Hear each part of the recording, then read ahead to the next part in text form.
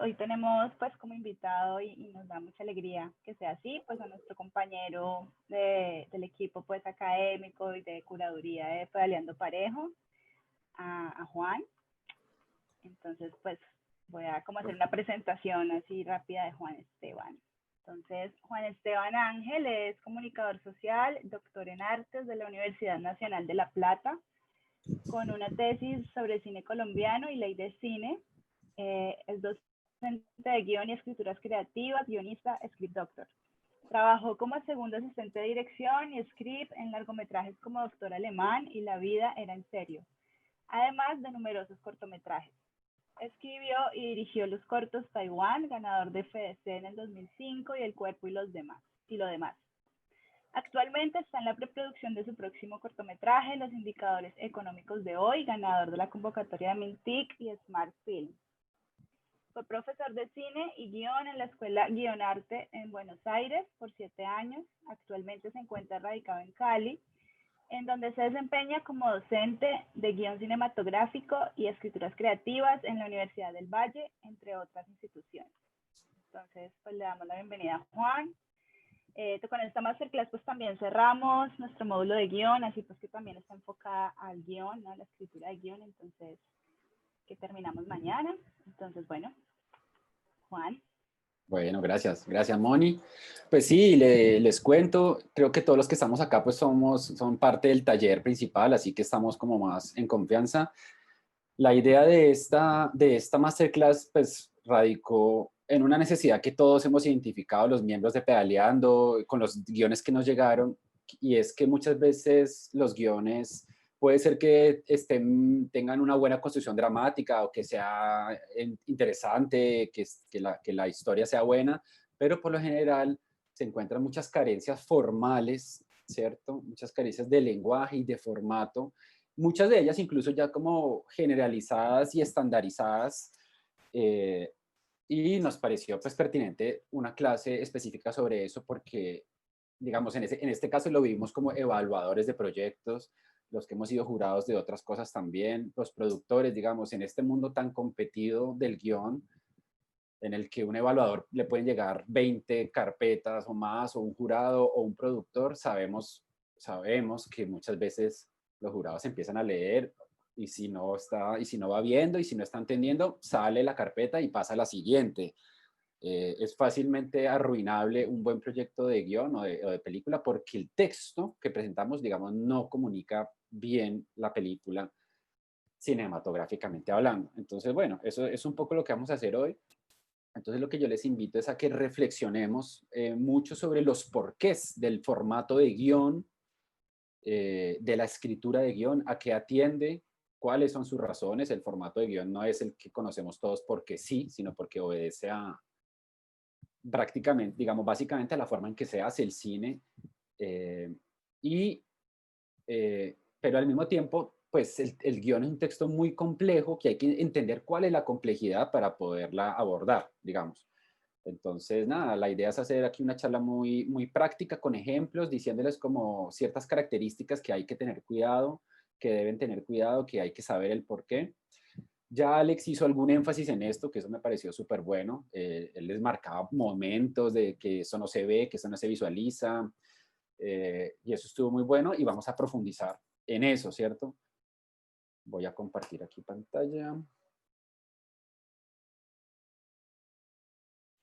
Está como lento. Bueno, listo. Entonces arranquemos. Pero está lento. No sé si es internet o mi computador. Ahí ya estás viendo, Moni. No se ve todavía. Dice No, que iniciado. parce. No, todavía no se ve. Solo se ve un letrerito. ¿Y ahí? Ya. Sí. Uy, estamos bastantes segundos atrás. Bueno, listo.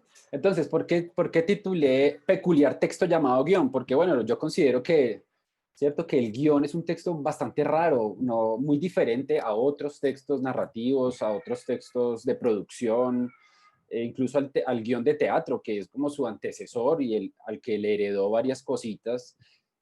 es un texto muy raro. Cualquiera que no conozca un guión y se enfrente a un guión o se enfrente a las reglas de escribir un guión, es como que le parece muy extraño. Eh, y parte de esa extrañeza es la complejidad que implica escribir un texto de guión.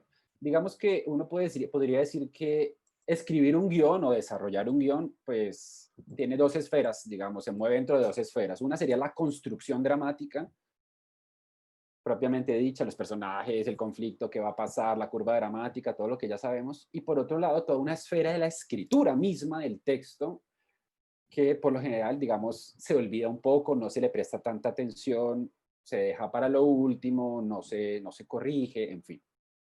Hoy concretamente vamos a hablar de esa esfera de la escritura, de cómo se ponen las palabras allí, de cómo se comunica la película. ¿Por qué digo que es un texto muy peculiar? Por dos razones fundamentales. Por un lado, porque es un texto que engrana tres piñones, digamos, como un engranaje que mueve tres piñones que pertenecen, digamos, a áreas pues muy diferentes y que vienen de artes y de prácticas muy distintas, ¿sí?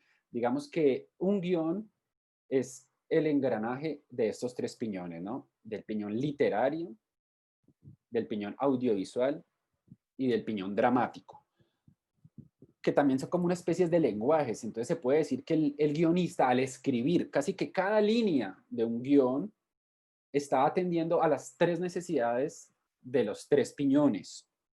Y esto, digamos, no es fácil, porque es atender a necesidades de aspectos muy diferentes.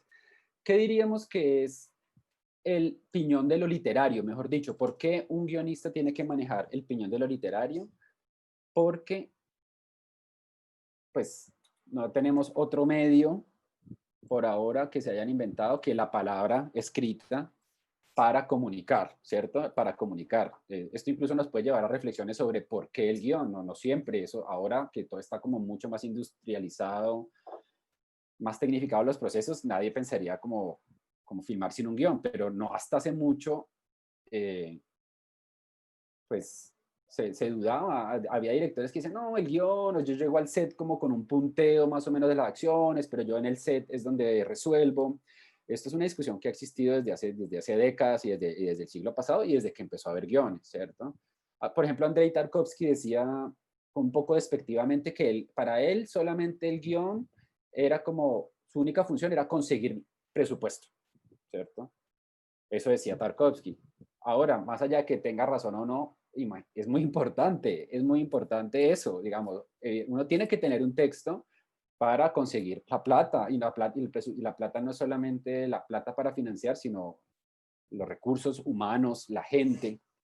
Bueno, para todo eso solamente tenemos las palabras, o sea que con palabras, con el buen uso de las palabras, tenemos que despertar pues la visualización de la película, ¿cierto? La película tiene que estar allí escrita. ¿Qué es el manejo del piñón de lo audiovisual? Bueno, la forma en que se hace cine. Un guionista, ¿cierto? Puede ser un guionista no saber exactamente cómo se hace cine.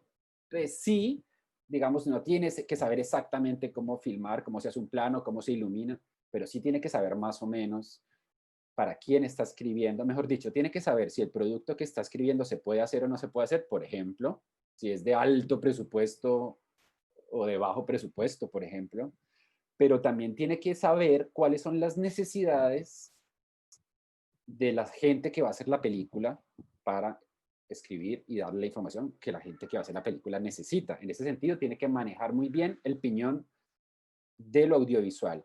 Esto es como un engranaje que si uno de los piñones falla, entonces ya falla todo, ¿cierto? Y el tercer piñón es el piñón de lo dramático. O sea, este engranaje de lo literario, este engranaje de lo audiovisual, en últimas, ¿es para qué? Para hacer andar también otro engranaje que es que, pues contar un cuento, echar un cuento, contar una historia de una manera que funcione, de una manera que emocione y despierte el interés del espectador. Para eso hay que manejar el mundo, el lenguaje, el piñón de lo dramático. Y esto a nivel macro y a nivel micro. A nivel macro de la estructura de la historia, los personajes, el conflicto, la curva dramática, todo esto que han hablado con Alex. Y al nivel micro, en la escena, en el adjetivo que se pone, ¿cierto? No es lo mismo Juan mira a Pedro que Juan mira de reojo a Pedro. Y no es solamente un detalle visual, sino que además es un detalle dramático, porque, bueno, no es lo mismo mirar a alguien normal de frente que mirar a alguien de reojo. Seguramente entre esos dos personajes algo pasará, el otro no querrá que el otro lo sepa que lo está mirando, en fin. Esos tres piñones se están engranando en todo momento. Casi que cada frase, cada palabra, cada parrafito del guión implica el perfecto acoplamiento de esos tres piñones, de esos tres engranajes. Por ejemplo, acá pongamos, estoy una escena. ¿Qué sería, por ejemplo, el lenguaje audiovisual acá? Por ejemplo, el encabezado de la escena. Los encabezados de la escena no son ni para el espectador, no son para, ¿cierto? De hecho, el que lee un guión y no está acostumbrado a esto, por ahí es un poco, interrumpe un poco la lectura el tener títulos de escena, pero es una necesidad del formato porque pues hay que dar una información acá, ¿cierto? ¿Esto para quién esta información? Para producción, asistencia y dirección. Ahorita vamos a profundizar en eso. Entonces, esto es puro audiovisual.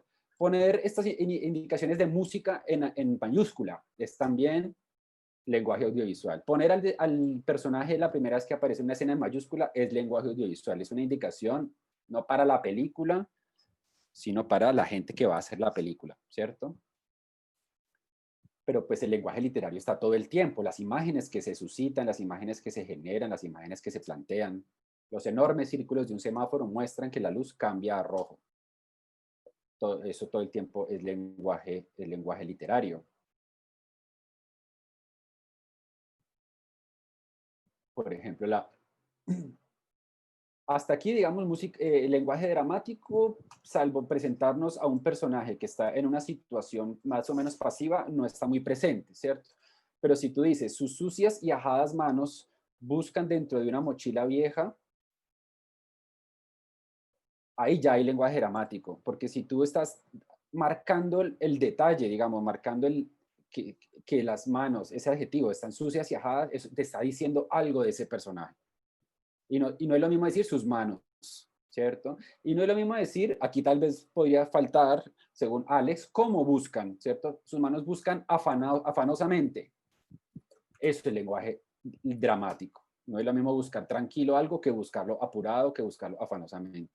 Entonces, todo el tiempo, casi que a cada párrafo, a cada oración, algunos aspectos que señalamos, que dejamos de señalar, que damos por alto, que sugerimos, atienden al lenguaje dramático, porque es que en últimas en cada escena pues tiene que pasar algo, ya lo sabemos, ¿cierto? Una mano le toca al hombro. Eso que esté así en una frase aparte es lenguaje audiovisual, por ejemplo, porque le está sugiriendo al director un cambio de plano. Ahorita vamos a profundizar en todas estas cosas. Solamente quiero que veamos cómo identificar que están esos tres piñones, digamos, engranándose todo el tiempo. Tras el pequeño susto, Joyver mira hacia arriba y ve a Imelda, una joven que lo mira con una sonrisa, lenguaje dramático, una sonrisa, mientras le extiende un estuche pequeño como de maquillaje. Él también toma el estuche y le sonríe, lenguaje dramático. Un ejemplo simplemente de cómo en una misma escena, en un mismo párrafo, están todo el tiempo conviviendo. Y eso, digamos, es lo que vamos a explorar hoy. Eso hace que que el texto llamado guión sea un texto complejo de escribir.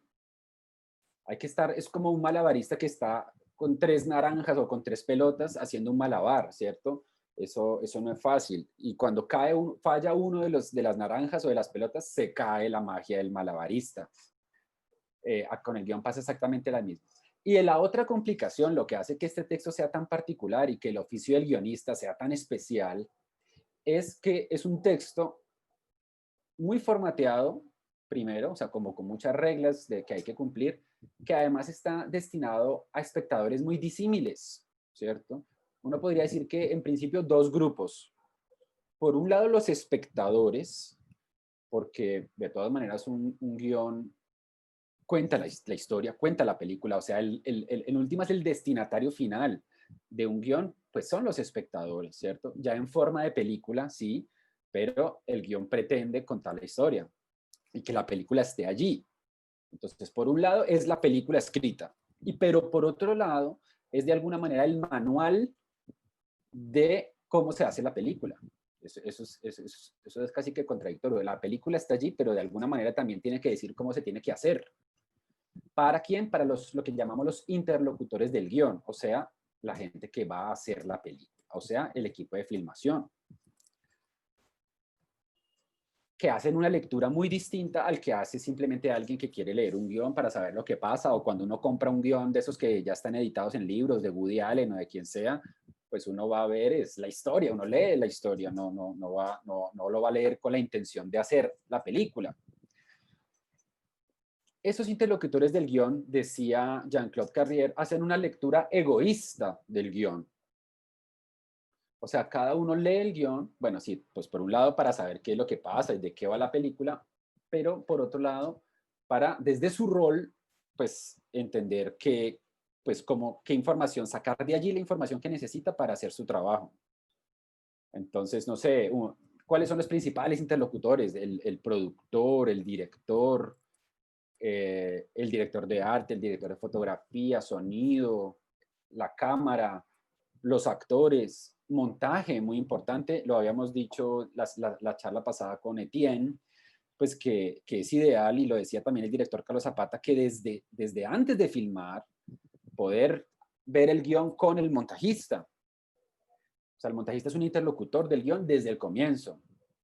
Asistente de dirección, con script, bueno, y la música, el músico, ¿sí? Si el guionista ya está pensando música, ya escucha música cuando escribe, pues allí tiene que estar también. Esos son básicamente los principales, no sé si me olvidó alguno. Bueno, y de pronto efectos especiales, si es que hay una película que tenga efectos especiales, ¿cierto? Esos son como los principales. Se supone, por supuesto, que todo el mundo debería leer el guión, todo el mundo en una filmación, aunque bueno, he estado en muchos rodajes en los que poca gente del equipo técnico ha leído el guión. Eso a mí me parece raro. Cada uno hace una lectura egoísta, entonces el productor lo primero que mirará será cuántas escenas tiene, cuántas locaciones tiene, cuántos personajes son, cuánto vale, en últimas, ¿cierto? Si ve que está lleno de exteriores noche, ya va a decir, uy, ¿cómo así? ¿Cierto? Si está lleno de locaciones y son 15 personajes, el asistente de dirección que mirará para hacer su trabajo necesitará saber cuántas escenas son, en qué escenas aparecen qué personajes, cuántos personajes son, el desglose. El actor que estará mirando, el actor estará mirando cuáles son las escenas en las que aparece, qué pasa con su personaje, cuáles son sus diálogos. El sonidista estará leyéndolo desde el sonido, qué suena, cuáles son los efectos, qué diálogos hay, en qué espacios son esos diálogos. El director de fotografía estará leyendo el guión mirando la luz. Se supone que un guión bien escrito ya tendría que poderse visualizar incluso a nivel de luz. No es que ya esté todo, pero sugerir, es una película digamos que transcurre en la tiniebla, o es una película luminosa, ese tipo de cosas, el guión ya tendría que dar respuestas a esas preguntas. Bueno, y así cada uno de los interlocutores hace una lectura egoísta del guión. Entonces, el guionista le tiene que dar a toda esa gente la información que necesita para hacer su trabajo y hacerlo bien. En un equilibrio que es muy difícil, que es, digamos, es muy pequeño, esa cuchilla, ese equilibrio, que es sugerir sin decir cómo, ¿cierto? Eso es como un arte de uno influir, cómo quiero que el director filme, cómo quiero que la cámara se comporte, cómo quiero que los actores actúen, cómo quiero que suene, cómo quiero que la música, cómo quiero el montaje, pero sin decir al director tiene que poner la cámara aquí o al actor usted tiene que hacer esto. Y eso es difícil, es un rol, digamos, es una función, es un oficio, pues que requiere esa complejidad. Esta dificultad, digamos, y el objetivo de esta charla, ¿no? de dar tips y ayudarles a ustedes a que sus guiones estén mejor escritos de los que ya tienen acá y en el futuro.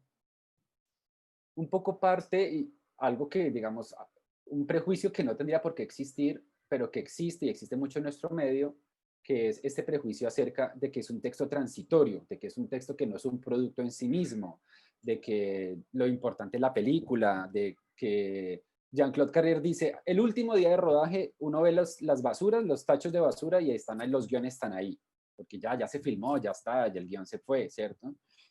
Ahora, igual Jean-Claude Carrer no es que no reconozca la importancia del guión, pero es un comentario que él hace. Pensar que porque es un texto transitorio, entonces no tiene que estar tan bien escrito, tan bien comunicado, es como pensar, creo que lo dije la vez pasada, que entonces en un edificio no importa tanto el plano arquitectónico porque lo que importa es el edificio, o que una partitura no es importante porque lo que importa es pues, la interpretación, la orquesta. Pero imagínense si el plano del edificio no está bien, ¿cierto? Los que conozcan más o menos eso es perfecto, un plano. No puedes tener un solo error, porque es que si tiene un error, pues puede ser que se caiga el edificio, ¿cierto? Miren, la forma en que hay que concebir para mí el oficio del guionista es como un cineasta, ¿cierto? O sea, el guionista es un cineasta que escribe las películas, no las filma, salvo que también sea director, pero eso ya sería en calidad de otro rol, sino que las escribe. En ese sentido, lo que escribe y lo que imagina en su cabeza, pues tiene que estar muy bien escrito y muy bien comunicado para que en lo que llamamos, digamos, el proceso de degeneración de un guión, no pase como en la ilustración, que el resultado de esa degeneración no se parece en nada o casi nada, o es apenas reconocible pues el producto, en este caso esta botella, antes de que se degradara. ¿Cuál es este proceso de degradación? Miren, primero que todo, o sea, un guionista imagina unas imágenes, unas escenas, una historia, las imagina, las ensueña, ¿cierto? Pero ninguna ninguna imagen que nosotros tengamos en nuestra mente, que nosotros estemos creando, que estemos ensoñando, o ningún sueño incluso, tiene problemas, digamos, ningún sueño tiene problemas de iluminación o de continuidad, ningún sueño tiene problemas de que no se escucha, ¿cierto? No, las imágenes imaginadas son perfectas. Pero entonces, el primer paso de la degradación es pasar de esa imagen imaginada a el guión, ¿cierto? Ahí ya hay un paso. ¿Qué tanto se parece ese guión, esas imágenes que despierta ese guión, a eso que yo visualicé, imaginé, ¿cierto? Ahí ya hay un reto difícil. Pero ese no es sin el primer paso de degradación, porque después eso hay que filmarlo, y ya saben todos, lo sabemos, muchas veces todo lo que se presenta en una filmación y todos los problemas y todos los quilombos y todo lo que uno tiene que ver cómo soluciona cosas del guión ya en la filmación, que es un proceso de degradación, otro paso más en ese proceso muy grande. Y después hay que montar, que ya con que se monta con esos pedazos de imágenes, esos pedazos de clips que tenemos, con los que tenemos que armar la película, armar ese guión, a ver si se puede, porque eso es lo que se hablaba la vez pasada, ¿no? Como muchas veces es en el montaje donde uno se da cuenta que filmó mal, que escribió mal, y le toca, todos lo sabemos, todos los que hemos estado en una sala de montaje, que uno también a veces llega allí a hacer lo que se puede y que hay cosas que no las puede hacer como quería. Entonces, imagínese la cantidad de pasos en la degradación. ¿Cuál es lo último? Cuando ya se proyecta la película en una pantalla, y ahí entonces, ¿qué tanto se parece eso a eso imaginado, cierto? Pues seguramente no mucho, pero la idea es que pues se parezca, ¿cierto? Muchos guionistas, digamos, sobre todo guionistas que no dirigen, aunque también, pero digamos guionistas que no dirigen, que pues gran parte de sus frustraciones siempre son ver la película que escribió en la pantalla y un poco decir, ay, ¿qué hicieron con mi guión? ¿Cierto? Ahora, ¿cómo evitar esto? Bueno, no se puede evitar 100%, pero se puede evitar en gran medida logrando un excelente texto que haga que el que lea ese texto vea la película en su cabeza. Y eso es fundamental. Cuando todo el equipo de filmación, ojo con esto, ha podido ver la película en su cabeza, se potencia el trabajo colaborativo. Miren, parte del prejuicio que yo les decía, de que el guión no importa tanto, no le meto tanto la ficha a escribir bien el guión, porque yo voy a ser el director y entonces yo ya sé cómo es. Yo ya tengo la película en mi cabeza. Yo, ¿para qué me gasto acá en este texto si yo ya voy a saber cómo es? Y miren, eso es un error gravísimo. Sabemos todos pues, que hacer cine es un trabajo colaborativo, ¿cierto? Pues entre muchas personas, aunque en realidad las que toman ya decisiones importantes no son tantas, ¿cierto? Son, no sé, no son más de 8 o 10 tal vez, decisiones importantes en cuanto a lo creativo, digamos. Pero bueno, ¿qué pasa cuando un guión no está bien escrito, no genera una visualización plena, no está claro al leer?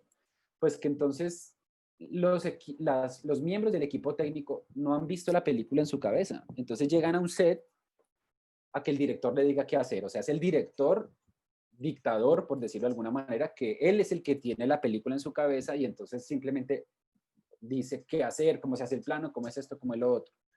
Muy distinto es cuando el equipo, todo el equipo, al leer el guión, vio la película en su cabeza y entonces lo que hace de allí en adelante es aportar creativamente, se vuelve realmente un trabajo colaborativo. No sé si estarán de acuerdo, me dirán si estoy mintiendo, que eso se siente cuando uno está en un rodaje, en un set en el que todo el mundo sabe qué película está haciendo, para qué película está trabajando y pone allí todo su talento, sus saberes, su experiencia, y cuando no pasa eso. Y eso se ve en la película, ¿cierto? Eso se ve en la película. Entonces, una de las razones para que un guión esté excelentemente escrito es que pues va a permitir que eso se potencie muchísimo ya en el rodaje, en el montaje, porque todos saben en qué película están trabajando. Entonces aquí como lo que hemos venido diciendo, ¿no?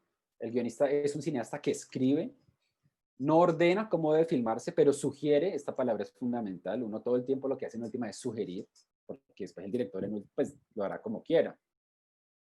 Y uno sugiere la mejor forma de filmarlo o de que eso se tiene que ver en función del drama, que es que eso sí que el guionista sabe de eso o tendría que saber de eso, ¿cierto? Entonces se supone que toda decisión de una palabra aquí, una palabra allá, cómo presento esta imagen, hasta dónde, es porque está en función de un drama, ¿sí?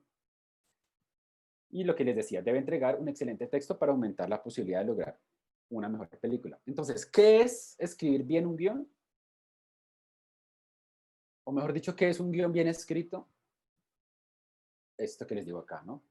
Es un guión que atiende a las necesidades específicas del formato guión, ¿cierto? O sea, el guionista tiene que conocer muy bien el formato guión y no solamente conocerlo, sino conocer por qué es así, que además es un formato pues que obedece a la forma en que se produce cine, claro, y al mismo tiempo genera una visualización plena de la imagen cinematográfica en función de una construcción y evolución de un conflicto, ¿cierto? Que es lo ideal, así como en palabras más coloquiales de un guión, que uno vea y viva la película a medida que se lee. Y aquí agregué vivir la película porque, bueno, obviamente estoy ya pensando en un guión que no solamente esté muy bien escrito, sino que además dramáticamente esté muy bien contado y muy bien construido, ¿cierto? Yo siempre he dicho que cuando el drama está bien, digamos, cuando el drama funciona, no sé, no solamente se ve una película, sino que uno la vive. Y si yo les pregunto a ustedes cuáles son las películas que más les gustan de todas las películas que han visto, probablemente van a ser películas que ustedes las vivieron intensamente. Por supuesto que para uno poder vivir así un guión, pues tiene que estar bien construido el drama, pero también bien escrito, porque si no, pues es imposible, es como si uno se metiera en una virtualidad de lectura.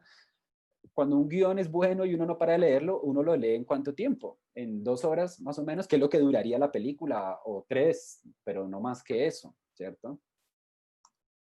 Y uno sabe cuando un guión no puedes parar de leerlo, ¿cierto? Y cuando no. Y lo triste es que a veces sea no, pero por la forma, no por el contenido. Bueno, entonces primero vamos a atender como a estas características más importantes, por supuesto que son muchísimas, pero vamos a atender, digamos, a las más importantes del formato propiamente dicho, el formato guión. ¿Por qué ese texto está formateado de la forma en que está formateado? Que por lo general atienden principalmente al piñón de lo audiovisual, lo que les decía antes, porque digamos es la información que la gente que va a hacer la película necesita para poder hacer bien su trabajo. La primera característica de ese formato guión, pues la sabemos todos, ¿no? Está dividido en escenas. Eso parece una obviedad, pero no es tan obvio, ¿cierto? De hecho, encontramos muchas confusiones acerca de qué es una escena y cuando cambio de espacio y es otra escena o no cambio o no es otra escena.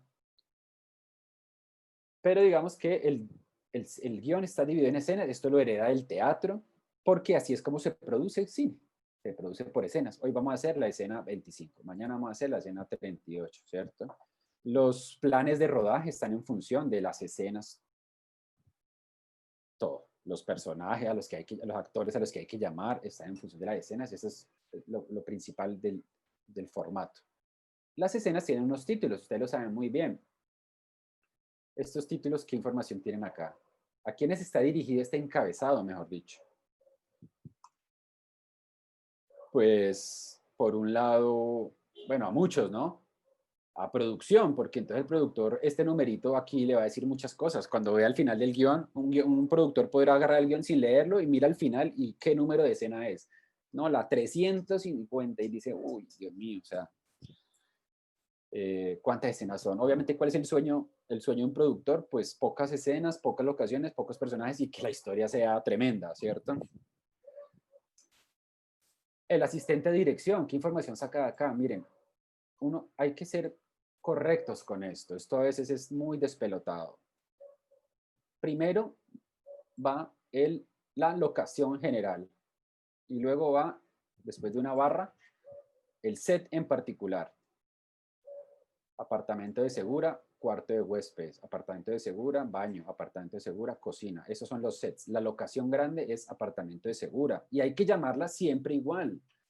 No es que entonces a veces es apartamento de segura, en otra escena es apartamento, en otra escena es casa de segura, en otra escena es casa de la familia segura, ¿cierto? No, tiene que llamar siempre igual. ¿Por qué? Porque es que con esta información se hacen planes de rodaje, se sacan presupuestos, ¿sí? Para un asistente de dirección hacer un plan de rodaje y un desglose, bueno, ¿cuál es la locación? Interior o exterior, esto es información para fotografía, información para sonido, para producción también, para asistencia de dirección también, para muchos, pero específicamente para eso. Lo mismo acá, noche o día, para fotografía en primer lugar, para producción. Es información que necesita mucha gente del equipo técnico y por eso se pone, ¿cierto? De pronto, para la lectura, no interrumpe un poco la lectura de un guión, pero bueno, una de las limitaciones del formato guión es esa. Se pone noche o día, no se pone tarde, a mediodía, de mañana, 7 de la mañana, excepto que narrativamente sea obligatorio que la escena suceda al amanecer o al atardecer. Entonces, en ese caso se puede poner amanecer o atardecer, pero nada más. El que vaya teniendo preguntas, comentarios, observaciones, tranquilo, va abriendo el micrófono y de una, no pasa nada, antes mejor. Esta, digamos, es la característica primordial. La otra también la conocemos todos muy rápidamente, ¿no? Juan, La manera... Sí. qué pena interrumpirte un segundito, Dale, pero dale, sí es sí, una pregunta sí. que siempre he tenido. Dale. ¿El término de interior o exterior se define para definir lo que es luz o para definir el espacio? Porque es que vos puedes tener un apartamento que tiene una terraza, están en la terraza donde es luz natural, pero digamos que el espacio sigue siendo un espacio cerrado. Ese tipo de dudas a veces me ponen como... Buena pregunta. Yo diría que es luz. ¿Por qué? Porque es que, por ejemplo, tú puedes hacer noche, tú puedes falsear noches en interior. Tú puedes falsear noches en interior, pero tú no puedes falsear noches en exterior. Entonces si el asistente de dirección está haciendo un plan de rodaje y lee que aquí es noche, pues se tendrá que fijar acá si es interior. Si es interior, entonces esta escena se puede rodar de noche o también se puede rodar de día, pues simulando noche. Pero si es terraza, ahí pues es noche, pues es exterior porque eso es lo que va a mandar la luz. O por ejemplo los carros, que escenas carros. Sí, los personajes están dentro de un carro, ¿cierto? Pero es exterior. Porque pues la luz, y porque usualmente se filma afuera y hay toda una parafernalia alrededor de filmar en carros o planos con carros. Así me lo enseñaron a mí, que era básicamente... Juan, ¿Cómo? pregunta, ¿y no se pondría interior-exterior? O sea, int.ext explicando que estás afuera, pero estás dentro de un carro. Pues sí, Así lo he visto yo también.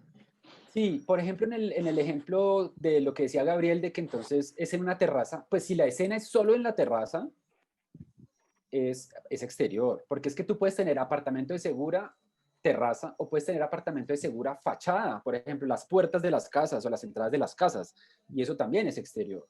Entonces, apartamento segura va a ser interior o exterior según el espacio. Ahora, y eso va un poquito más adelante, pero pues me adelanto ya que me lo preguntan. Si la escena, por ejemplo, ¿cierto? Arranca en la sala y los personajes están hablando, no sé qué, y después salen a la terraza en acción, digamos en diálogo, entonces hay dos opciones en guión. Que sea una escena aparte, entonces pones interior, terraza, día, y cuando salen, perdón, interior, sala, día, y cuando salen a la terraza, siguiente escena, exterior, terraza, día, o lo que están diciendo ustedes, interior, exterior, ¿sí? Interior, exterior, apartamento de segura, sala, terraza, ¿cierto? Día. Y esto es parte de lo que yo llamo la escritura invisible del guión. ¿Qué le estoy diciendo al director con esto? Que lo haga en plano secuencia, por ejemplo. O sea, porque entonces la escena va a ser tales y tales están hablando, caminan, salen a la terraza, uno prende un pucho y no sé qué. Bueno, si yo lo titulo así y en la descripción de la acción casi que no hago distinción entre un espacio y otro, salvo de notar la acción, salen a la terraza, le estoy sugiriendo al director que lo haga siguiendo a los personajes, por ejemplo, un plano secuencia, o no necesariamente un plano secuencia, pero digamos que esa acción sea totalmente continua. Y también estoy sugiriendo a quien busca las locaciones que me tiene que buscar un apartamento donde la terraza no es que uno camina por un pasillo, sube por allá y sale a una terraza, sino que tiene que haber una terraza contigua a la sala, o al living, o al espacio. Entonces, si el guionista ya imaginó un espacio así, bueno, póngalo así. Y si ya siente que él tiene que describir la escena con una continuidad de las acciones, que es la sensación que produce un plano secuencia, entonces lo pone así y ella está sugiriendo a un director que lo filme de esa manera. Ahora, después el director podrá no hacerlo y filmarlo de otra manera, o las problemáticas de la locación obligarán a otra cosa. Pero este es un ejemplo de cómo uno, con este tipo, incluso en los encabezados, puede estar sugiriendo ese tipo de planos y ese tipo de tratamiento del espacio. Bueno, otra de las características pues, que todos sabemos del guión, ¿no? La acción dramática va de margen a margen, mezcla lo visual con lo sonoro, o sea, en ese espacio donde va la acción dramática, en el margen ancho, van indicaciones tanto visuales como sonoras, mientras que el diálogo sí va en un margen diferente, estrecho. Aunque en el diálogo también se aceptan indicaciones visuales, ¿no? Ojo, entonces, porque si yo pongo una acotación acá, ahorita lo vamos a ver, pero si yo digo en un diálogo entre paréntesis, cerrando los ojos, es algo visual, no sonoro del diálogo. Eso también es una particularidad ahí del formato guión. ¿Por qué este formato es así? Por muchas razones, ¿cierto? Pero digamos unas de ellas, para que los diálogos, que además en principio tuvieron mucha más importancia cuando empezó el cine, pues el cine sonoro y entonces los guiones tuvieron que adaptarse al cine sonoro en lo que los personajes hablan, casi que los actores pueden no leer esto, ¿cierto? Y leer solamente el diálogo, además porque los actores tienen que aprender la letra. En los ensayos tiene que ser fácilmente identificable dónde es que hablan, ¿cierto? Obedece a eso, ¿cierto? Básicamente a eso. Y también a otra cosa que vamos a hablar ahorita, que es esto de que un minuto, una página, ¿no? Esta cosa universalizada de que una página de guión es un minuto. Bueno, si tú tuvieras los diálogos de margen a margen, no te da un minuto, ¿cierto? Te da muchísimo más. Porque de alguna manera ese cálculo se hace. Si yo tuviera una página de guión de solo diálogo, sin ninguna indicación aquí visual ni nada, Se supone que más o menos tendría que durar 1 minuto los personajes diciéndolo. Y eso solamente va a funcionar si es un margen estrecho. Entonces, bueno, esa es otra característica, todos la conocemos, de cómo luce un guión. El sonido. Bueno, todos sabemos lo que pasa alrededor del sonido, todas las campañas de los sonidistas de que también les paren bolas, digamos, ¿cierto? Y por suerte en Colombia esto ha mejorado muchísimo. Y es que el guionista también tiene que estar pensando en lo que suena, ¿cierto? Muy raro una película que uno un guión, perdón, pues que uno lo lea y no escuche casi, salvo los diálogos, eso está cojo. Un guión también tendría que dar cuenta de eso. Jean-Claude Carrier da ese consejo. Cuando usted termine su guión, vuelva y léalo solo prestándole atención a lo que suena. Y ahí sabrá si usted realmente está pensando, escuchando la película o no. Solo sonidos dramáticos, sabemos, ¿no? Uno no va a poder escribir todo lo que suena porque imagínese. Solamente los sonidos que son importantes, ya sea porque son sonidos dramáticos, un vaso que se rompe, unos pasos que se acercan, o un personaje que está totalmente abrumado por la ciudad, el ruido casi que lo desespera. Bueno, eso es un sonido dramático, el ruido de la ciudad, los pitos de los carros, pero si no, pues no va, ¿cierto? Casi siempre son en mayúscula porque el sonido, de alguna manera, en un guión, por lo general, se expresa dando apuntes. Como uno no dice todo lo que suena, entonces uno solamente hace el apunte de qué sonido hay que prestarle atención. Por ejemplo, acá, esta forma en que empieza esta escena. El flash de una cámara interrumpe el silencio y el negro. Un fotógrafo toma una serie de fotos a una pareja que se acaba de casar. El flash está en mayúscula porque interrumpe el silencio. Entonces, entendemos que de la escena anterior veníamos en un silencio y de pronto hace como suena un flash, que es un sonido muy particular que todos sabemos cuál es, y por eso está en mayúsculas. Y bueno, y también porque es algo visual muy llamativo, o sea, por las dos cosas. ¿Por qué en mayúsculas los sonidos? Porque el sonidista tiene que tomar esos sonidos, ya sea sonido directo o después tiene que hacer el Foley o el efecto, ¿cierto? Porque es importante en la escena, entonces no es solamente para el sonidista que esto esté en mayúscula, es también para el lector del guión que algo le está llamando la atención. Esto es importante. María escucha atenta unos pasos acercándose, ¿cierto? Por eso van en sonido. Asuntos como la música, inicia música de suspenso. Pues primero lo que les decía hace un ratico, mi consejo es, si ustedes como guionistas están escribiendo y ya están imaginando una música, están escuchando una música o quieren marcar en qué momento hay una música, pues pónganlo. Después el director decidirá si le hace caso o no le hace caso, ¿cierto? El montajista. Pero usted póngalo, porque así usted ya está viendo la película. Acuérdense lo que dijimos antes, el guionista es un cineasta, solo que no la está filmando, la está escribiendo. Ah, ¿tiene música? Póngala. Ahora, uno no dice qué música, suena la tal obra o tal canción de tal grupo, porque eso primero hay que ver si entonces si se pueden conseguir los derechos de esa canción, todo lo que eso implica. Y segundo, ya es meterse demasiado en el trabajo de otros, que a eso vamos a hablar constantemente de eso todo el tiempo. No es, lo que les dice es sugerir, ¿no? Se sugiere en un guión, no se dice cómo. Entonces, música de suspenso o música melancólica o música de violines o música de percusión. Se tiene que poner dónde inicia y dónde termina, porque si uno deja solamente inicia música, pero después no dice en qué momento ya cesa la música, no sé, pareciera que siguiera y no terminó.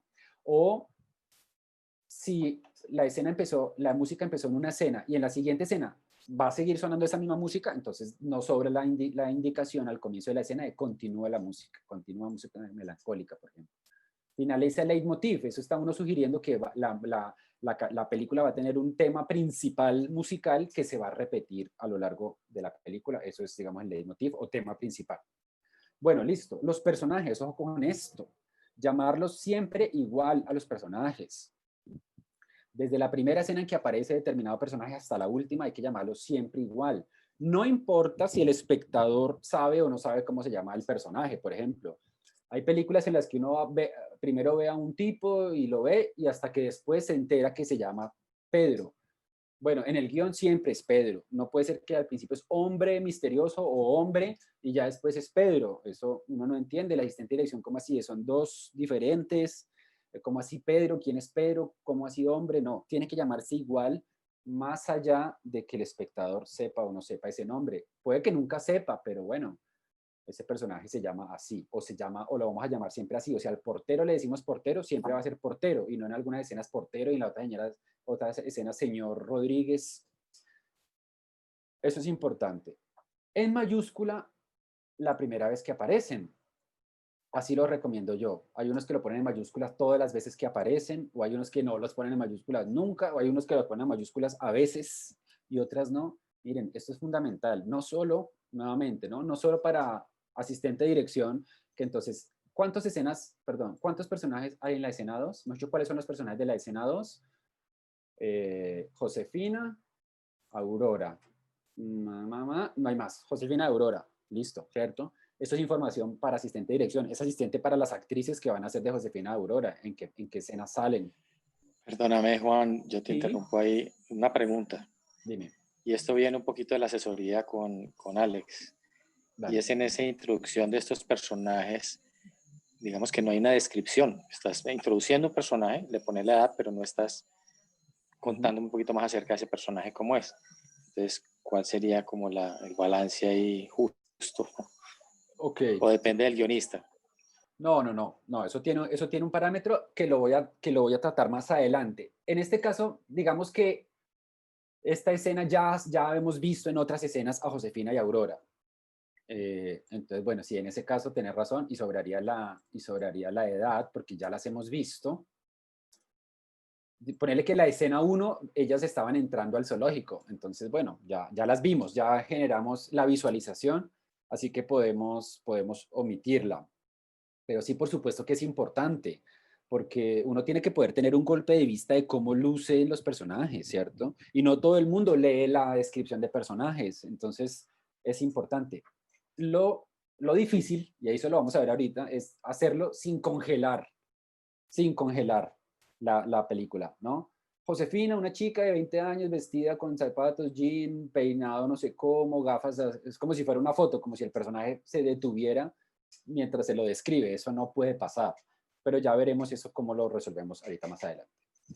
Entonces, bueno, rápidamente uno se dio cuenta de cuántos personajes hay acá. Otras cosas en mayúsculas, cientos de serpientes. Entonces ya es producción, sabe que ahí tiene que haber una serpiente y que no puede ser dos, sino que tiene que haber un montón de serpientes. Un agudo sonido que se incrementa cada vez más, ¿cierto? Es la forma de llamar a los personajes, ¿cierto? Esto no solamente es para facilitarle a producción o asistencia de dirección el desglose, sino dramáticamente también el lenguaje dramático, porque es que son los personajes importantes que están allí en acción. Puede ser que haya más personas allí, en ninguna parte está diciendo que el serpentario está desolado, digamos, o algo así. Pero la atención dramática es en estas dos, entonces dramáticamente también es como en las escenas, o sea, el teatro, por ejemplo, ¿qué hace? En cada escena dice, personajes de esta escena, y así una lista. En cine no, eso no se hace, se cortaría la lectura, uno no puede cortar la lectura, entonces como en mayúsculas, la primera vez que aparecen, así es fácilmente identificable. Otras cosas de los personajes. Ojo, hay que ser precisos. Hay veces que uno pues tiene nombre, pero hay veces que no, y no sé, entonces son guardias. Entonces viene un personaje con unos guardaespaldas. Hay que decir cuántos. Viene escoltado por 5 guardaespaldas, por 3 guardaespaldas. Y si uno después van a tener diálogos, diferenciarlos. Guardaespaldas 1, guardaespaldas 2, guardaespaldas 3. O el guardaespaldas 1 lo toma de la mano y lo saca. Y el guardaespaldas 2 habla por el radio. Sí, es importante eso. ¿Cuántos son? Unos niños juegan en el parque. Bueno, pero ¿cuántos niños? No es lo mismo 4 niños que 15 niños. Visual, no solamente porque son extras que hay que pagar, que hay que traer, que hay que llamar, ¿cierto? Para el desglose, sino también visualmente. No es o unos comensales comen en el restaurante, bueno, pero ¿cuántos? Eso no es lo mismo. La sensación visual de unos pocos a muchos. ¿Qué es muchos? Lo que es muchos para mí no es lo mismo que para otro, ¿cierto? Eso también es importante. Textos en pantalla que pueda leer el espectador. Títulos, placas, titulares de diarios, títulos de libros, en mayúsculas. Entonces, en este caso es una familia de inmigrantes que el papá levanta hacia los conductores una pequeña e improvisada pancarta de cartón que dice tales. Si uno lo pone, mejor dicho, el guionista es el que decide si quiere que el espectador lea los textos que aparecen o no, porque puede ser que no le interese, que simplemente este señor tiene levantado un cartel y la imagen pasa tan rápido porque el guionista es el que administra la duración, y eso también vamos a verlo ahora, que pues no importa lo que dice, o alguien está leyendo un libro, o no importa, pero si yo necesito que el espectador lea lo que dice allí, lo tengo que poner en mayúsculas y tengo que darle el destacarlo. Sobre fondo aparece título, sobre fondo negro aparece título, tal, ¿cierto? Luisa lee un periódico abierto que en su primera página deja leer, renunció el presidente. Yo quiero que el espectador lea eso, entonces lo tengo que poner acá en mayúsculas. También se usan mayúsculas para las transiciones de una escena a otra, por ejemplo, fundido a negro, ¿cierto? Sobre los autos pasando a toda velocidad aparece título, ese tipo de indicaciones. Pero las transiciones, funde a negro, funde a, abre a, ¿cierto? Funde a negro es un fundido a negro, funde a es una disolvencia, eso va al final de la escena. El guionista también piensa en eso, el guionista también puede plantear fundidos a negro, también puede plantear disolvencias de una escena a otra. Este corte A, aquí pongo ojo porque el corte A se usa muy mal. Miren, el corte A no se tiene que usar nunca porque pues, se entiende que es por corte todo.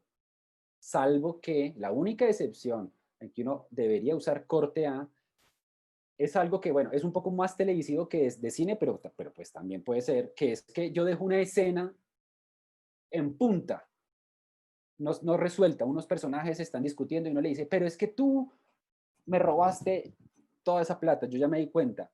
Y la escena, pum, termina. Corte corta a otra escena. ¿Pero por qué lo digo? Porque yo después, más adelante, voy a retomar esa escena en el punto en el que la dejé, mejor dicho.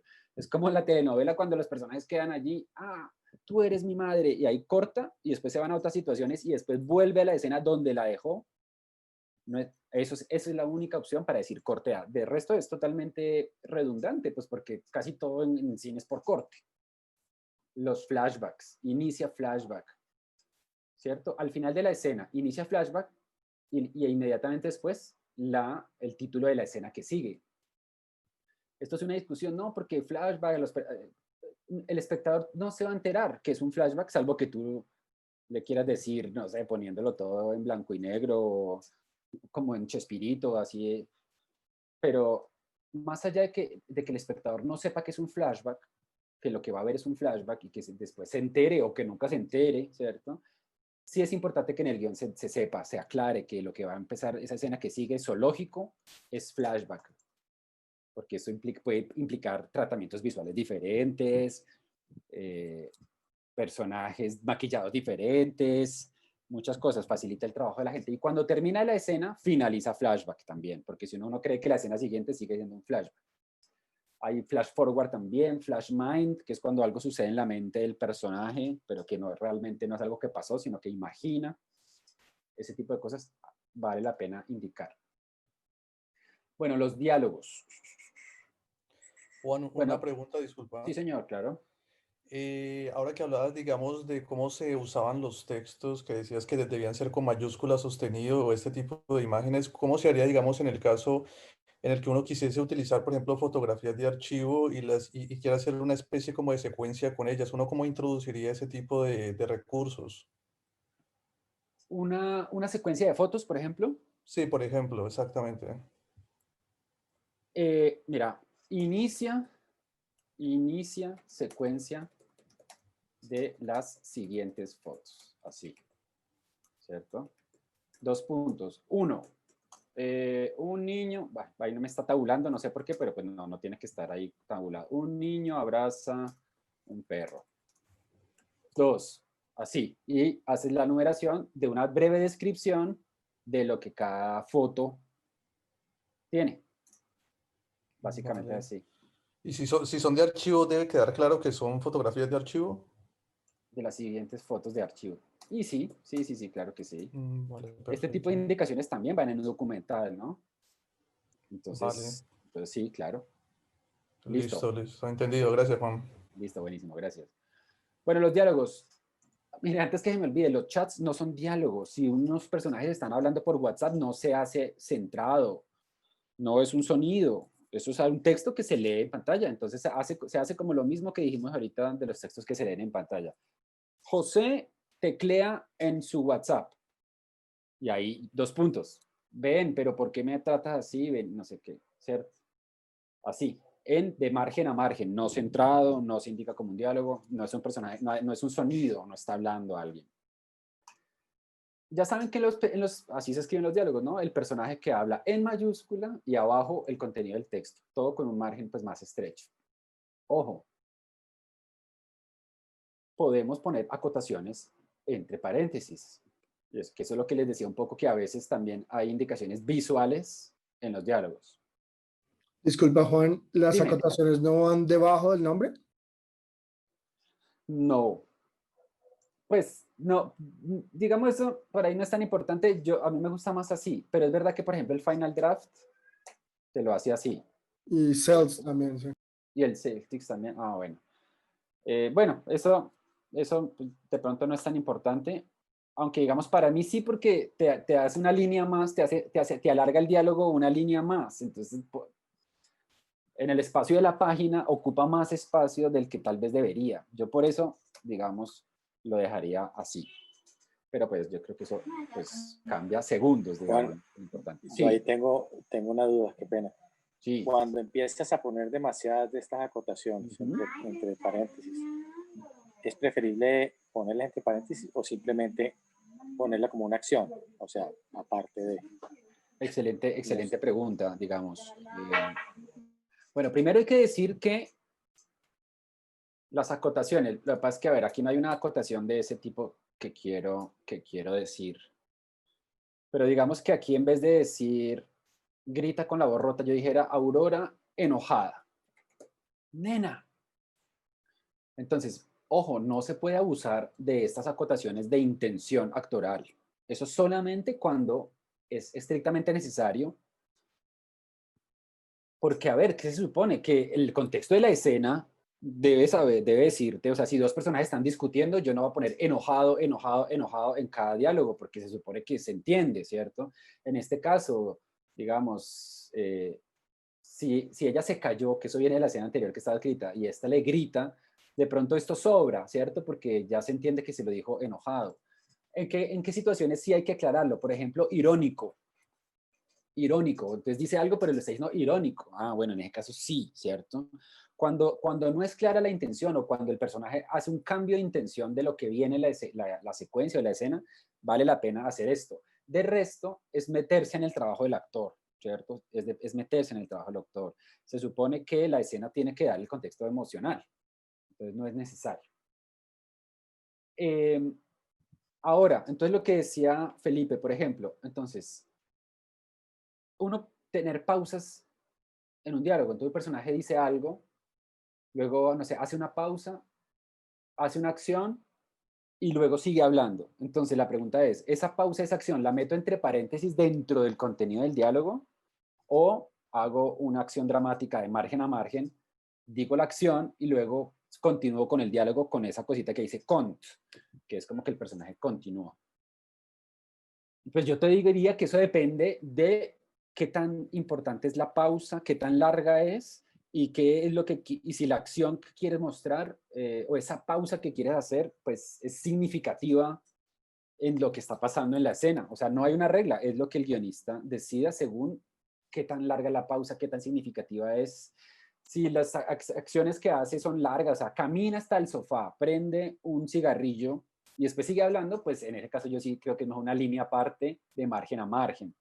Se entiende la pausa es larga de unas acciones. Ahora, si es una pausa de unos segundos, si es una acción, por ejemplo, mirar a otro personaje, dice algo, luego, entre paréntesis, mira a Juana, y después sigue el diálogo, entonces, bueno, fue una mini pausa o casi que ni hizo la pausa, pero sí hizo una acción mientras hablaba. Entonces, la respuesta es según la intención dramática. otro tipo de acotaciones que ya no son de intenciones, sino sonoras, en off, eso de off, over, aura, en off desde el baño. ¿Qué pasa con el agua caliente en esta casa? ¿Qué es off? Off es que está en el espacio fílmico, pero no se ve. Ojo con eso. Está en el espacio fílmico ese personaje aura, pero no está, no, visualmente no está. En este caso, ¿por qué? Porque está en otro espacio. Eso es off. Muy diferente a over, que ya saben lo que es. Over es cuando un narrador, ¿cierto? Habla en over, la voz over. Y entonces en ese caso se pone over, o por ejemplo los programas de guión, Final Draft y esto, tiene la VO, voice over, ¿no? No es lo mismo off que over. Ojo, no confundirse con eso. Ya no se habla de voz en off, eso se habla para hablarlo conceptualmente. Ah, me gusta usar la voz en off o no, pero en el texto no. Off es otra cosa. Off es que la fuente sonora está en el espacio fílmico, pero no se ve. Bueno, conversaciones de teléfonos, al teléfono, al celular. Si no, no se entiende. Y toda la conversación de teléfono. No es que solamente la primera vez al teléfono y ya el resto de la charla no pongo al teléfono, ¿no? Porque entonces no se entiende. ¿Cómo así? Ya no está hablando al teléfono o se lo está diciendo a otra persona que tiene al lado, ¿cierto? No, al teléfono constantemente.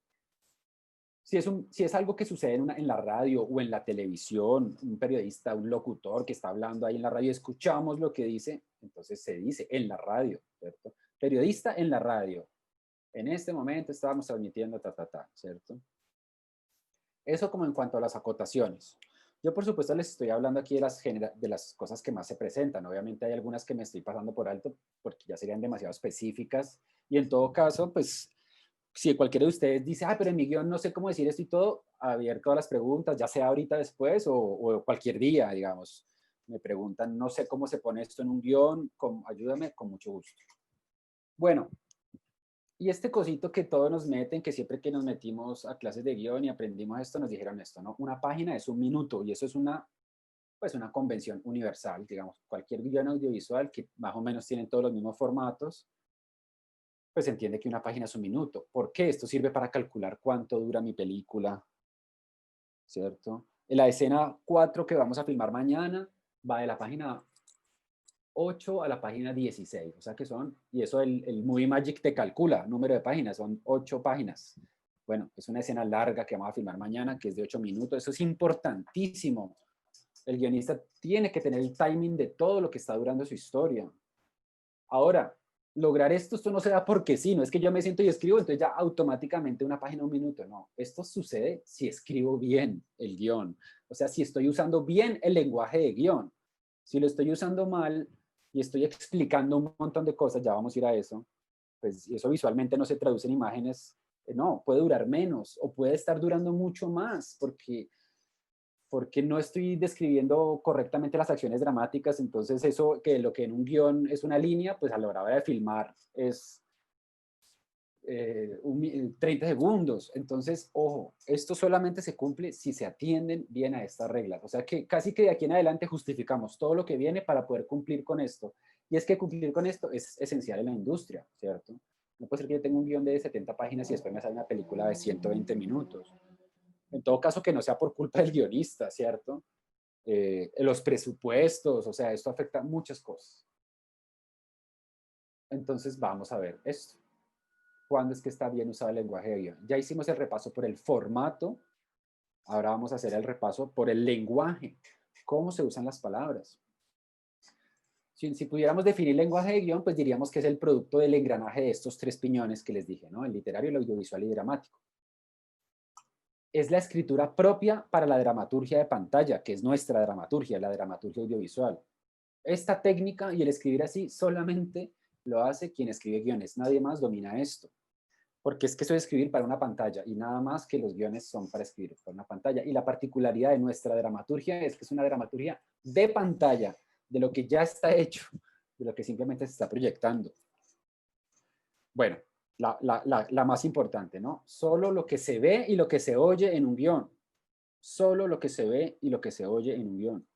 En un guión solamente hay imágenes visuales y sonoras, no hay nada más, excepto los títulos de las escenas, que por eso les decía que eso es como raro. Que en inglés dicen, Ana Sofía dice show, don't tell, ¿no? El famoso show, don't tell. Muestre, no cuente. ¿cierto? Muestre, no, no cuente. Otra manera que a mí me encanta para que a los estudiantes les quede claro, le puede poner una cámara a lo que está escribiendo, entonces sí puede ir en un guión, o un micrófono, ¿no? No le puede poner una cámara a eso que está diciendo, entonces no va en un guión, ¿cierto? Esta regla incluye la prohibición de explicar, ¿no? En un guión no se explica nada, y resumir. Uno no resume en un guión. ¿Cómo sería resumir? ¿No? Ese es un chiste que un vendaval arrasa la ciudad, ¿no? Escena 25. Un vendaval arrasa la ciudad. Bueno, no, no, ¿cierto? No, esto no es guión, esto en todo caso sería el resumen de una escena, lo que uno podría en una escaleta, por ejemplo. No, la construcción de la imagen. ¿Qué pasa? El dique se inunda rápidamente. Uno de sus pilares empieza a fracturarse. El agua desborda el dique e inunda la cancha de fútbol. Imágenes que sean un vendaval, arrasa la ciudad. Esto es resumir.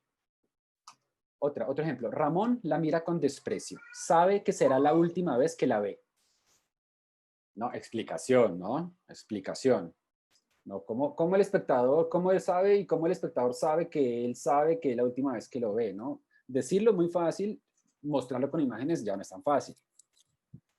Resúmenes, ¿no? La familia está pasando un día feliz. Mientras los tíos conversan animadamente, los niños corretean por ahí. No, bueno, ¿cierto? Más lejano. Primero, ¿cuántos tíos, cuántos niños? Y no está la imagen cinematográfica, ¿no? 2 tíos, y aquí ojo con lo de los números, ¿no? 3 tíos conversan animadamente en un rincón. La mamá le entrega un juguete al niño.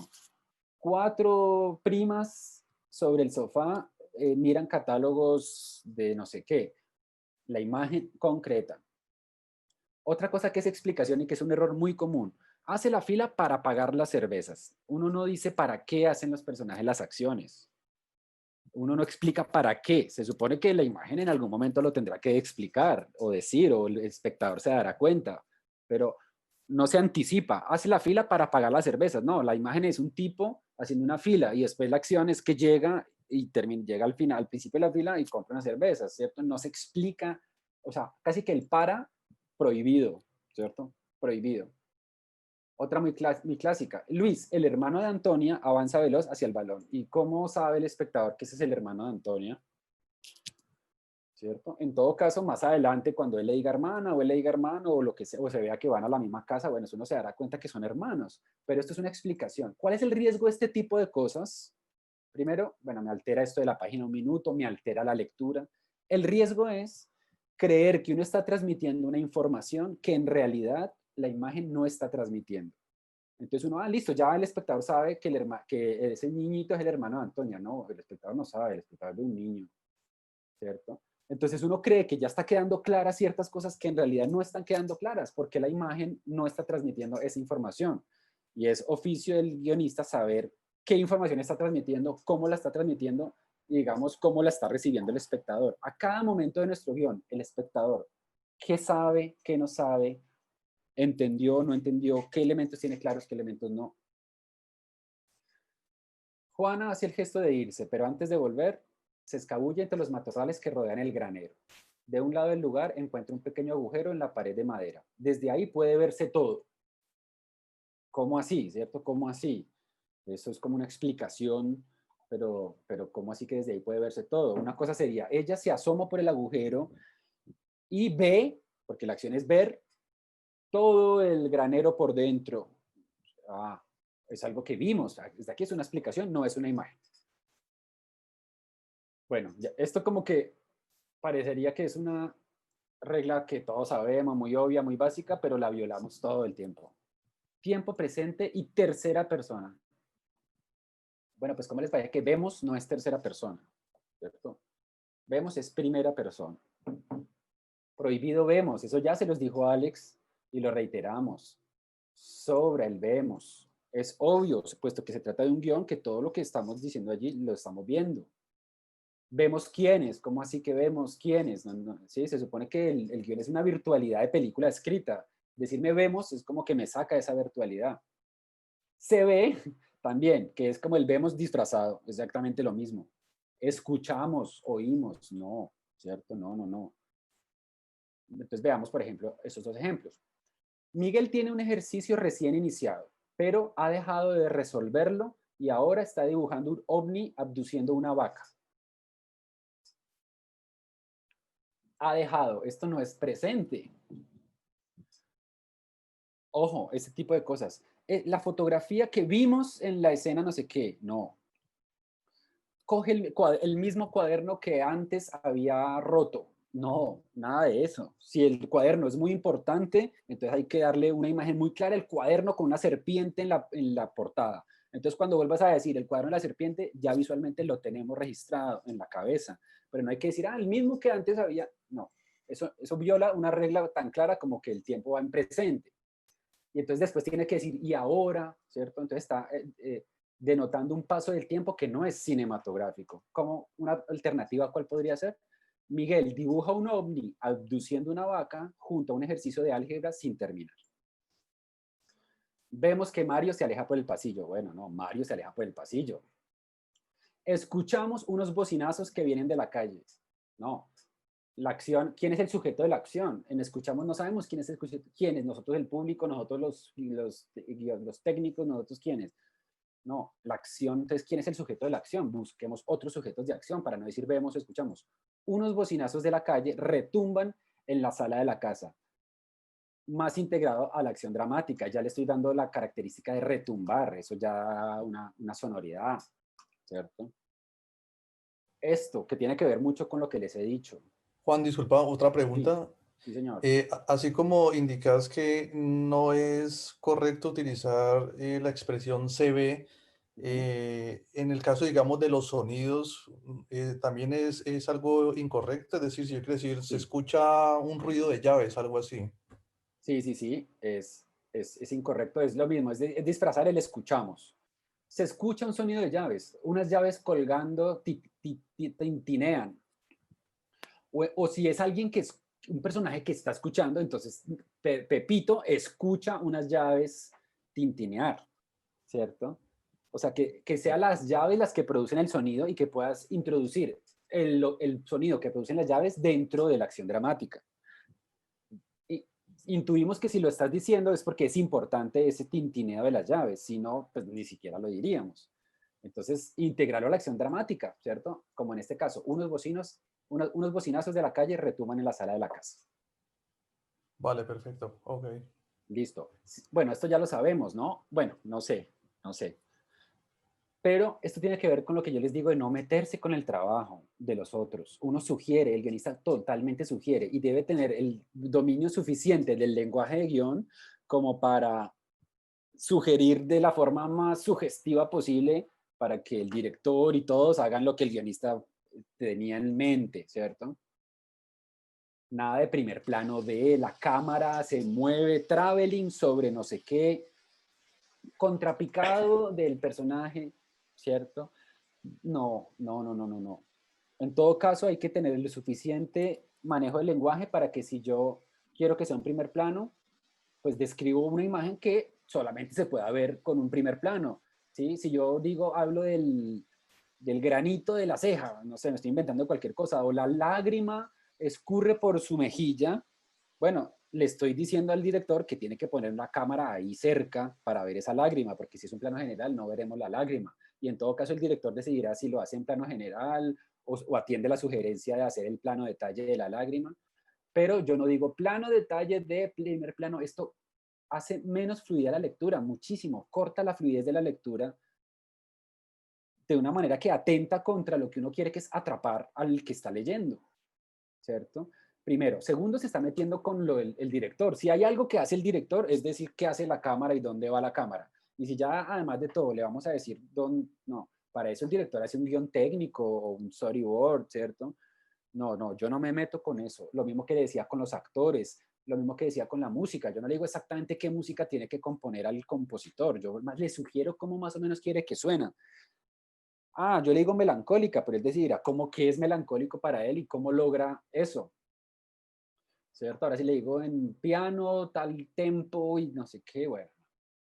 Ojo con eso, nada de indicaciones técnicas en un guión. Y eso implica también no hablar de la imagen. La imagen se vuelve negra, ¿no? ¿Cómo así? ¿Cuál imagen? o la pantalla, menos, ¿cierto? Menos. Siempre hay una manera de decirlo en acción dramática sin dar indicaciones técnicas. Listo. Bueno, una única excepción en que uno menciona la cámara es cuando un personaje, por ejemplo, habla a cámara, ¿cierto? Cuando rompe lo que en teatro es la cuarta pared y que en cine no sé porque no hay paredes, pero rompe como, o sea, eso lo llaman como autoconciencia del relato, se vuelve muy autoconsciente el relato, tanto que sabe que hay un espectador allí. En ese caso sí, porque ya no es una cosa técnica, es una cosa narrativa, que un personaje se voltee a cámara y diga, ay, nadie entiende a mi mamá. Bueno, está participando el espectador, ya es algo de forma, ya es narrativo, no es técnico. En ese caso sí se habla de la cámara, la única excepción. Miren, las últimas dos cosas que son muy importantes. Adjetivar en acción. Y eso es, ya ahí vamos a dar la respuesta a lo que había preguntado Felipe, de si un personaje y uno pues quiere describirlo brevemente, ¿cómo hace, cierto? Y no solamente los personajes, los espacios, uno quiere describir, uno en un guión describe también, por supuesto, para hacer que la imagen pues, sea más vívida, más palpable. El problema es que estamos describiendo imágenes en movimiento, no imágenes fijas. Entonces, ¿cómo hacer eso? Porque yo describo una imagen fija, una fotografía, entonces puedo decir muchísimas cosas. No, tiene el sombrero azul y viste un collar así, y tiene chaqueta de no sé cómo, y en las manillas tiene unos símbolos de no sé qué, porque yo puedo ver esa foto todo lo que yo quiera, entonces la puedo escribir todo lo que yo quiera. Pero resulta que en cine las imágenes tienen una duración. Entonces yo no puedo alargar la duración para describir, o lo que tampoco puedo hacer es describir imágenes fijas, quietas, ¿no? Entonces, ¿cuál es la solución a esto? Adjetivar en acción. Como la imagen no se puede detener, ¿cierto? Porque esto es cine.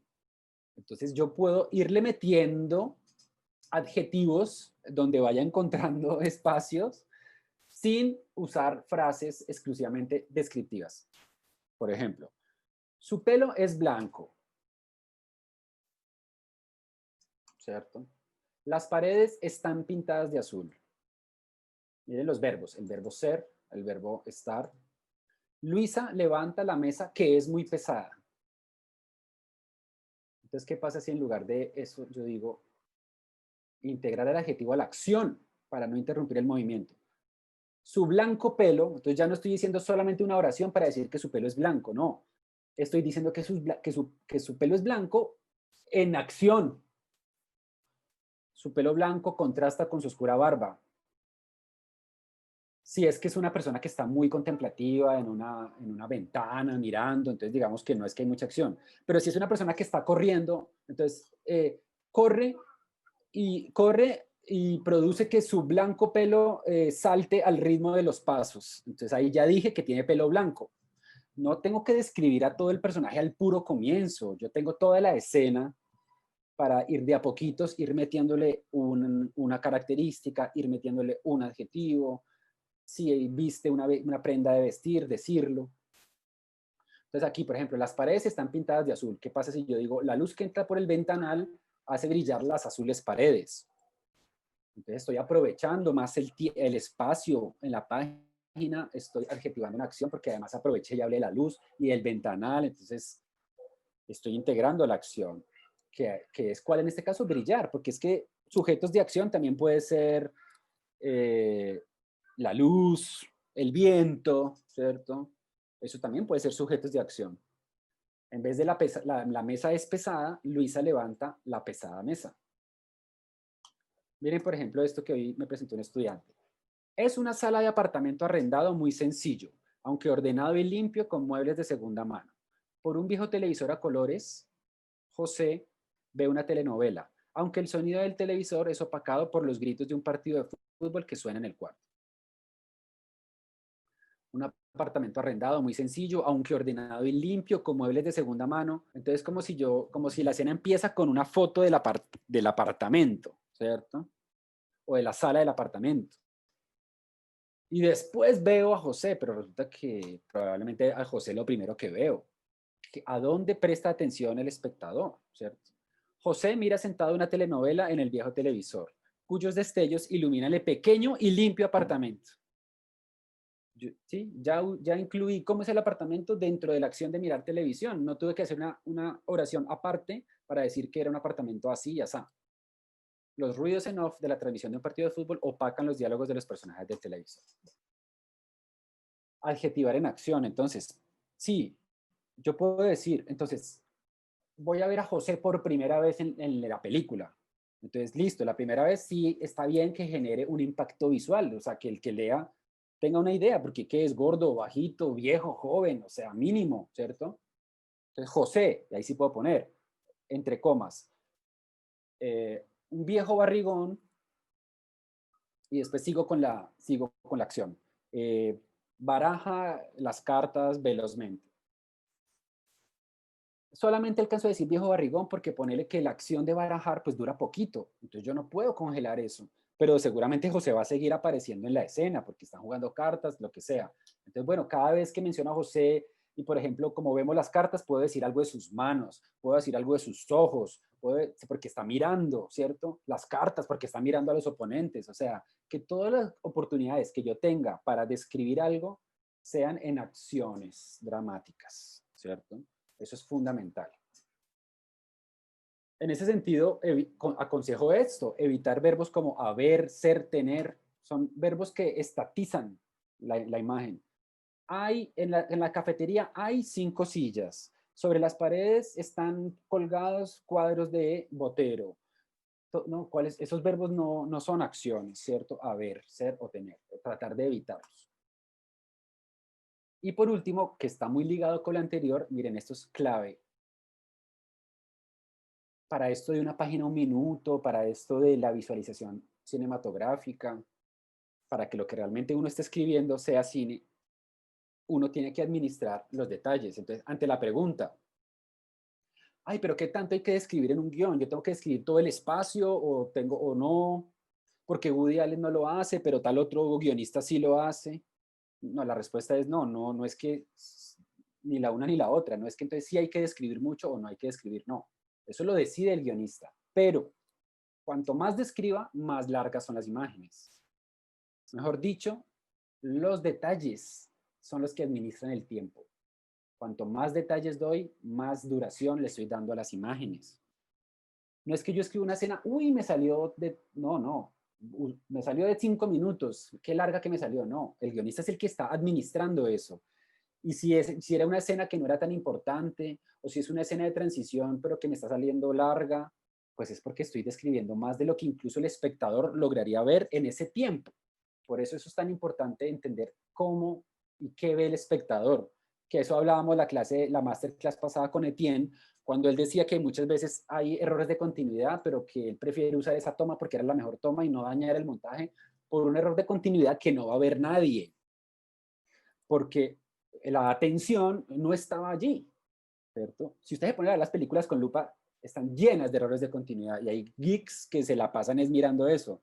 Ahora, les apuesto que uno las vio y nunca las se dio cuenta, porque la atención del espectador estaba en el drama o en lo que, por ejemplo, en el centro del cuadro, que es donde en primer lugar mira el espectador.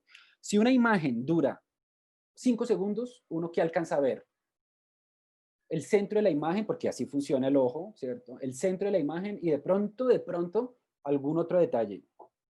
Si esa misma imagen dura 20 segundos, pues yo ya veo no solamente el centro, sino que tengo tiempo para recorrer el cuadro con mis ojos, ver lo que hay al fondo, darme cuenta de que por allá atrás hay unas cortinas, ¿cierto? Entonces, ¿cuánto describo en el guión? Pues según lo que el espectador en ese tiempo alcance a ver y según lo que sea importante, por supuesto. Entonces, mire, por ejemplo, un ejemplo. Una escena de transición. Yo ya conozco a José, ya lo he visto en otras escenas. Yo ya conozco el cuarto de José. Por ejemplo, esto sería cuarto. Aquí me faltó, digamos, la locación, ¿cierto? Cuarto. Yo ya conozco el cuarto de José. Y esta es una escena de transición que yo solamente necesito que José se despierte y salga, por ejemplo, o que se despierte. Entonces, José duerme despatarrado sobre su desordenada cama. Mamá en off desde la cocina. Rubén, es que José. Rubén, ya está el desayuno. Rubén se despierta sobresaltado. ¿Cuánto dura eso?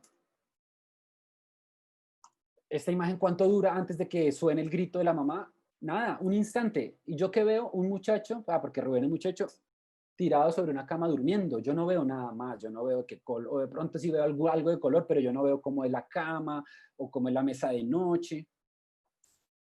Ahora, si yo, por ejemplo, estoy presentando el cuarto de José por primera vez y a mí me parece importante que el espectador vea cómo es el cuarto de José, es muy distinto, puedo dar muchos más detalles. José duerme despatarrado sobre su desordenada cama. El viento de la mañana que entra por la entrecerrada ventana mueve suavemente las cortinas, produciendo efectos de sombras sobre la pared repleta de afiches de bandas de metal. 5 revistas de música se despliegan desordenadas sobre la vieja alfombra junto a un cenicero lleno de colillas. ¿Por qué en este caso yo decidiré esto? Porque es la primera vez que veo a José, porque quiero que el espectador conozca un poco cómo es el cuarto de José, que le gusta el metal, que fuma mucho, que es medio desordenado en su vida, ¿cierto? Que la noche anterior seguramente estuvo hasta tarde leyendo, no se sabe, ¿cierto? De pronto revistas. El guionista administra el detalle. Cuanto más detalles doy, más duración le doy a las imágenes. Entonces también, digamos, según cuánto tiempo el espectador tenga para ver ese cuadro, ¿cierto? Si yo estoy en una cena, en una cafetería, y tengo casi que en un two-shot a una pareja que está teniendo una discusión, están terminando, son personajes que yo ya quiero, la tensión dramática está alta. Y al fondo hay por allá unos cuadros en la cafetería y la luz y todo. ¿Incluyo hablar de la pared del fondo en esa discusión? Seguramente no, porque lo que el espectador está pendiente es en esos dos personajes allí discutiendo. No, que Woody Allen describe muy poco en los guiones, que él no, que él no, como que no trabaja tanto la imagen cinematográfica en los guiones. Pues claro que no, porque están hablando todo el tiempo. Todo el tiempo, pues no todas las películas, pero digamos el Woody Allen más clásico de Manhattan, de sus películas de Nueva York, están hablando y hablando y hablando y todo el tiempo hablando, pues no hay tiempo ni atención del espectador para estar hablando de que el restaurante, no sé cómo, nada, acciones muy simples. Entra a un restaurante repleto de gente, ya. Sale de la biblioteca, ya. Acciones muy concretas, pero todo el tiempo y la atención se la está comiendo el diálogo. Entonces, pues no es que Woody Allen tenga un estilo de escribir guiones en los que no le gusta tanto trabajar la imagen cinematográfica o de escribir. No, es que su cine no da para eso, porque los personajes están hablando, ¿cierto? Entonces en ese sentido es más teatral, listo, así como el teatro que tampoco describe casi. Bueno, listo, eso era lo principal. Unas últimas 2 reflexiones, ¿cierto? Lo que ya sabemos de la escritura invisible, ¿cierto? Todas las formas que hemos hablado es de alguna manera cómo sugerir hacer la película lo más parecido a como yo me la estoy imaginando, pero sin meterme en el trabajo de los demás. Por ejemplo, hablamos de esto, un punto aparte sugiere un cambio de plano, sugiere que el director ponga la cámara allí a eso que yo le estoy diciendo. Esto también ya lo vimos, como en el mismo título de escena, yo ya puedo estar indicando una manera de trabajar esas acciones, ¿cierto? Por ejemplo, sugerir plano secuencia por cómo titulo las escenas o cómo describo la secuencia y la imagen. Montaje paralelo, ¿cierto? Desde el montaje empieza en el guión, lo sabemos todos, por ejemplo, entonces yo ya puedo sugerir un montaje paralelo. Un tipo estaba subiendo las escaleras, escena tal, escaleras, un tipo sube las escaleras. Escena la siguiente, Claudia se esconde en el closet de su apartamento. Escena siguiente, no sé quién sigue subiendo las escaleras o llega al 4.º piso. Escena siguiente, Claudia estaba atemorizada en el closet. Si yo alterno así las escenas, ya estoy sugiriendo un montaje paralelo. Después me darán bola el montajista, el director o no, pero lo estoy sugiriendo, que no es lo mismo que toda la escena del que llega, del que va subiendo la escalera hasta que llega arriba y de la que está escuchando eso y está asustada en un closet, ¿cierto? Yo ya puedo estar influyendo en cómo se va a montar eso. Y por último, pues la reflexión, ¿cierto? Es un texto neutro, entonces el guión, todas estas reglas, todos estos formatos, estas características, hacen que esto sea un texto técnico neutro. Y la respuesta es no, puede ser tan poético como ustedes quieran, ¿cierto? Pues si uno mira los guiones gringos de Hollywood, tienden a ser muy, muy neutros y muy, muy escuetos en las acciones. Pero bueno, ese es el estilo de ellos. Pero digamos, yo sí diría que si yo estoy haciendo una película que quiero que sea triste y melancólica, pues el guión tiene que ser melancólico, ¿cierto? Tiene que generar eso en el lector. Si estoy haciendo una película de acción frenética, pues el guión tiene que serlo, de la manera en que se escribe, en que se manejan las palabras. Si mi película es poética, con unos ritmos y unos tiempos, pues el guión también lo será. ¿Cómo? Principalmente, pues por las imágenes que yo construya, ¿cierto? Las imágenes que yo construya. Construyo imágenes poéticas, pues entonces lo voy a leer, se va a leer poéticamente. O sea, el guionista sí está autorizado a usar adjetivos bellos, ¿cierto? A usar palabras que no tengan sinónimo, porque describen exactamente lo que él quiere describir, ¿sí? Adverbios bellos, ¿cierto? Existe la bella escritura del guión también, no son textos neutros, y todo depende, pues, de qué película queremos hacer. Así que, si quieren, después les comparto también, pues, este archivito para que les quede también como consulta. No sé si hay alguna pregunta adicional a las que ya hicieron. Como les dije, pues, estoy dispuesto a, si más adelante, no hoy, tienen alguna pregunta de su guión que no saben cómo se hace, pues con mucho gusto les resolvemos la duda. Yo tengo una pregunta relacionada con la parte de los diálogos. Cuando uno quiere, digamos, como suscitar la impresión de que un personaje habla con ciertas pausas, en ese caso uno podría hacer, digamos, como uso de los puntos suspensivos, o uno cómo puede generar ese tipo de impresión.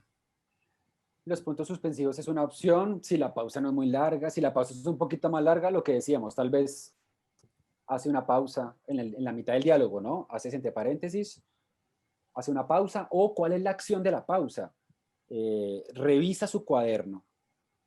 Entonces entiende que dejó de hablar, revisa el cuaderno y sigue hablando. Y si es una pausa más grande, como habíamos dicho, pues de ahí sí vale la pena cortar el diálogo y hacer como una acción dramática de margen a margen visualmente, porque a eso hay que hacerle un plano, a eso hay que hacerle, ¿cierto?, unas acciones allí. Serían como las tres opciones. Pero los puntos suspensivos para una mínima intención de hablar, sí, claro.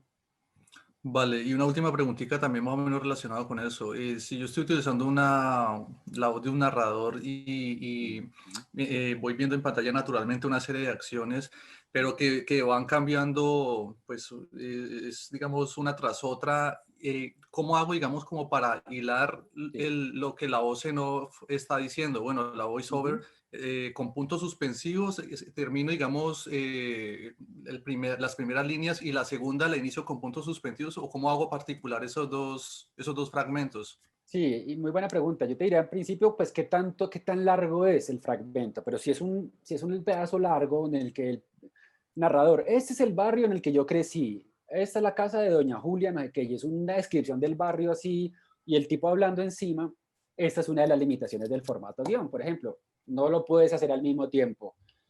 Hay un formato televisivo que usan en Argentina que es a 2 columnas, y entonces uno sí puede tener imagen y sonido aparte, pero como en el guión cinematográfico es una limitación.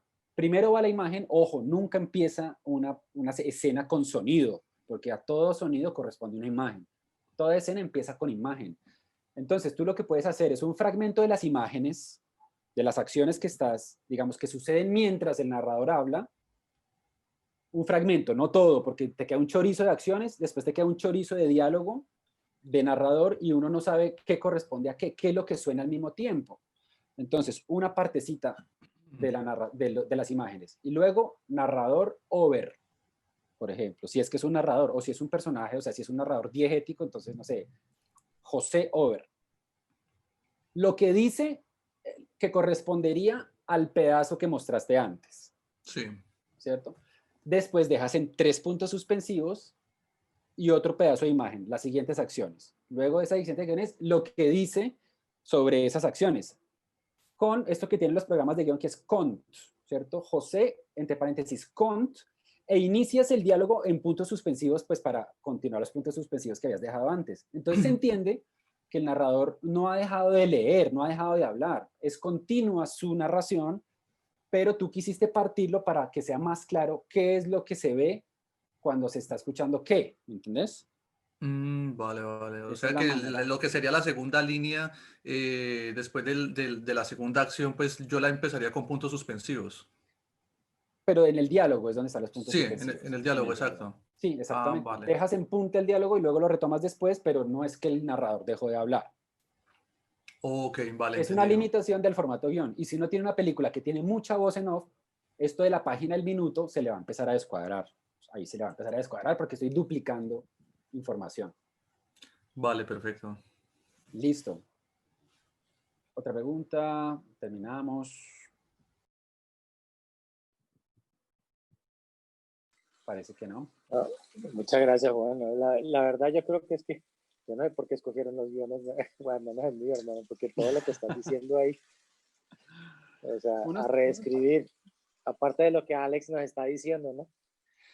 Estas cosas son para que quede mucho mejor, digamos, pero pues todos sus guiones cumplen con eso que es el primer requisito, que es que uno pueda ver la película cuando lo lee. Eso es lo primero. Si uno si eso no sucede, ahí ya no hay mucho que hacer. Todo esto es para que esto mejore mucho más, para que lograr mejores equipos participativos, digamos, que les aporten más a la película, para que todo el que la vea, los productores, los que van a invertir, si la ven bien, hay más posibilidad de que diga, uy, sí, así es confuso, eso es así.